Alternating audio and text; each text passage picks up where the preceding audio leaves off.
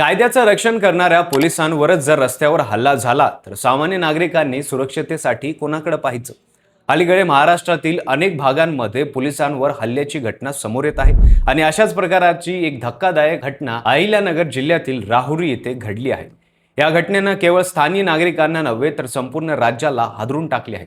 Social मीडियावर या घटनेचा व्हिडिओ मोठ्या प्रमाणात व्हायरल झाल्यानंतर खाकीवर हात उचलल्याबाबत नागरिकांमध्ये संताप व्यक्त केला जात आहे। मिळालेल्या माहितीनुसार राहुरी शहरात कर्तव्यावर असलेल्या एका पोलीस कर्मचाऱ्यावर काही समाजकंटकांनी अचानक हल्ला केला।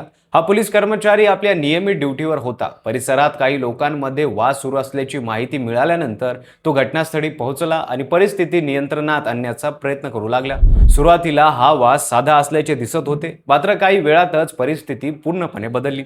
वाद घालणाऱ्या काही व्यक्तींनी पोलीस कर्मचाऱ्याशी उलट वाद घालायला सुरुवात केली। शब्दांची देवाणघेवाण वाढत गेली आणि वातावरण तणावपूर्ण बनले। याच दरम्यान 7 ते 8 जणांच्या टोळ्यांनी अचानक त्या पोलीस कर्मचाऱ्यावर हल्ला चढवला। त्या टोळक्यांनी त्याला ढकलले, शिवीगाळ केली आणि लाथाबुक्क्यांनी बेदम मारहाण करण्यास सुरुवात केली। मारहाण इतकी तीव्र होती की त्या पोलीस कर्मचाऱ्याचे कपडेही फाटले। एकटा पोलीस कर्मचारी स्वतःचा बचाव करायला प्रयत्न करत होता, पण समोर अनेक जण असल्यामुळे परिस्थिती अधिकच गंभीर बनली। आसपास उपस्थित असलेल्या काही लोकांनी हा संपूर्ण प्रकार मोबाईलमध्ये रेकॉर्ड केला।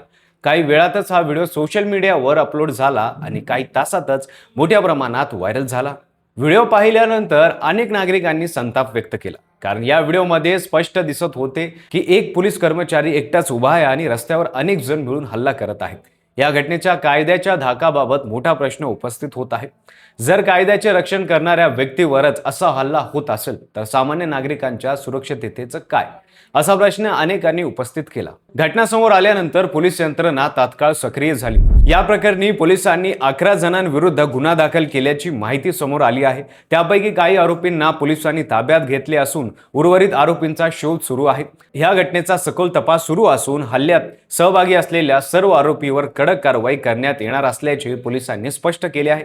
या घटनेमुळे समाजात एक गंभीर चर्चा सुरू झाली आहे। अलीकडच्या काळात काही ठिकाणी पोलिसांवर हल्ले होण्याची घटना वाढत असल्याचे दिसत आहे। काही वेळा वाहतूक नियमांवर वाद होतो, काही वेळा कारवाईचा राग वाढला जातो, तर काही वेळा टोळक्याच्या जोरावर थेट पोलिसांवर हल्ला केला जातो। अशा घटनांमुळे कायद्याचा धाक कमी होत असल्याची भावना निर्माण होत आहे। कायद्यानुसार पोलिसांवर हल्ला करणे हा अत्यंत गंभीर गुन्हा मानला जातो। अशा गुन्ह्यासाठी कठोर शिक्षा होऊ शकते, कारण पोलीस हे केवळ सरकारी कर्मचारी नसतात, तर ते समाजातील कायदा आणि सुव्यवस्था टिकवून ठेवण्यासाठी काम करत असतात। त्यांच्यावर हल्ला करणे म्हणजे थेट कायद्यालाच आव्हान देणं होतं। राहुरीतील ही घटना आपल्याला एक महत्त्वाचा प्रश्न विचारायला भाग पाडते। आपण समाज म्हणून कुठे चाललो आहोत? जर कायद्याचे रक्षण करणाऱ्या व्यक्तीवरच हल्ले होऊ लागले तर उद्या सामान्य नागरिकांची सुरक्षता कशी राहील? खाकी फक्त एक वर्दी नसून ती कायदा, सुरक्षित आणि शिस्त यांचे प्रतीक आहे। त्यामुळे कोणत्याही परिस्थितीत ह्यांचा हा मार्ग असू शकत नाही।